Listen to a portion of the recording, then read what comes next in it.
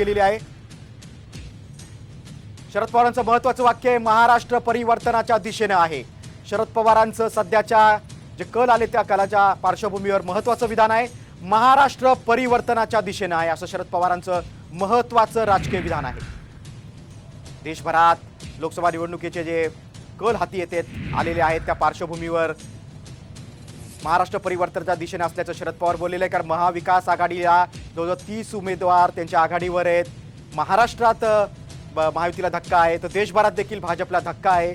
त्यांचं जे उद्दिष्ट होतं 400 पारचं ते काही सफल झालेलं नाही, यश मिळालेलं नाही, कुठेतरी त्याला ब्रेक लागलेला आहे। इंडिया आघाडीची कामगिरी चांगली झालेली आहे आणि या सगळ्या पार्श्वभूमीवर शरद पवारांचं हे महत्त्वाचं वाक्य की जनतेनं मवियावर विश्वास ठेवलेला आहे, महाराष्ट्र परिवर्तनाच्या दिशेनं आहे। आणि थोड्याच वेळात शरद पवार आता माध्यमांशी संवाद साधणार आहेत। सिल्वर ओकवर ते माध्यमांशी संवाद साधणार आहेत। मुंबईतल्या निवासस्थानी ते पत्रकारांशी बोलणार आहेत। जनतेनं मवियावर विश्वास दाखवला असं शरद पवारांचं म्हणणं आहे, महाराष्ट्र परिवर्तनाच्या दिशेनं आहे असं शरद पवारांचं म्हणणं आहे। महाराष्ट्रात जवळपास 30 जागांवर मवियाचे उमेदवार यांनी आघाडी घेतलेली आहे। महायुतीला, सत्ताधारी महायुतीला हा मोठा धक्का आहे। अजित पवार गट केवळ 1 जागेवर आघाडी आहे, ती म्हणजे रायगडमधून सुनील तटकरे। शरद पवार गटांनी पण कामगिरी चांगली आहे। ठाकरे गट